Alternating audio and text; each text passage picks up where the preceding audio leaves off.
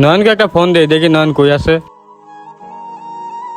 দেখ তোরে গেম খেলার ভিতরে শুধু ডিস্টার্ব করে। কি ব্যাপার, ফোনটা দিয়ে কেটে দিল? ওরে তো আমার খুব দরকার, আর একটা বার ফোন দিয়া দেখি। হ্যাঁ রে, আবার কল দিছে, কেটে দেই। আরে বারবার কেন খালি ফোন কাইটা দিতেছে, বুঝলাম না। আর একটা বার ফোন দিয়া দেখি, ওর সাথে তো কথা বলা দরকার আমার। দূর সিমি বন্ধ করে দিই, ওয়াইফাই লাইন তো চলতেছে। এবার ঠিক আছে, এবার কল দিয়ে আমার পাইতো না। গেম শুরু করে দিই খেলা। কিরে আবার কাইটা দিল, দেখি আর একবার ফোন দিয়া।